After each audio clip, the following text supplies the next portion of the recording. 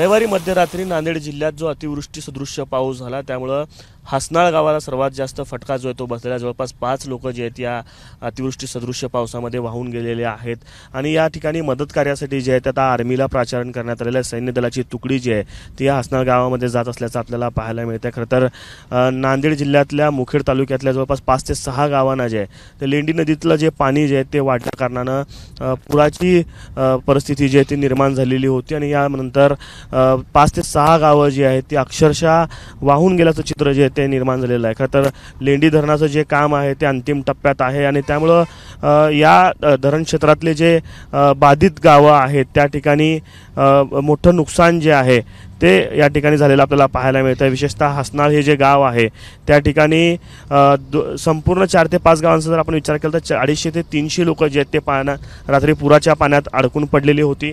रात्री अचानक पाण्यानं वेढा घेतला कारणानं लोकांना बाहेर कसं निघायचं याचं जे आहे ते अर्थ कळत नव्हता।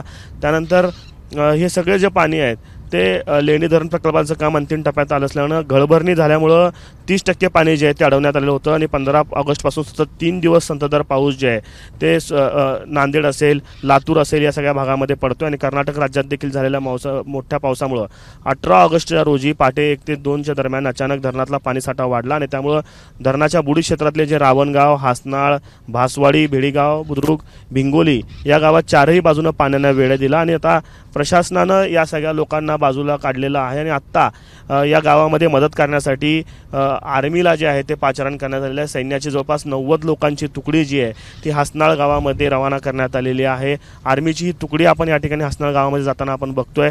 वेगवेगळे वाहनं जे आहेत या ठिकाणी आलेली आहेत। मदत कार्यासाठी लागणारी रुग्णवाहिका असेल, सोबतच क्रेन असेल, पाण्याचे टँकर्स असतील स्वच्छ पाण्याच्या, अशा वेगवेगळे साहित्य घेऊन ही आर्मीची तुकडी जी आहे ती या ठिकाणी आलेली आहे। जवळपास 90 जवान या तुकडीमध्ये असल्याची माहिती जी आहे आता प्राथमिक मिळते। खरं तर हसनाळ गावात पोहोचल्यानंतर या सैन्य दलाच्या तुकडीतर्फे मदत कार्य जे ते केलं जाणार। याच्या आधीच SDRFची तुकडी असेल किंवा अन्य काही सैन्य दलाच्या तुकडी किंवा मदत कार्याच्या ज्या प्रशासनाच्या तुकड्या आहेत ते देखील पोहोचलेले आहेत आणि ते या ठिकाणी मदत कार्य करतायत आणि आत्ता सैन्य दलाची तुकडी जी आहे ती या हसनाळ गावामध्ये मदत कार्यासाठी पोहोचलेली असताना आपल्याला पाहायला मिळत आहे। कॅमेरा पर्सन अयुब कागदीसह आफताब शेख, ABP माझा, मुखेड, नांदेड।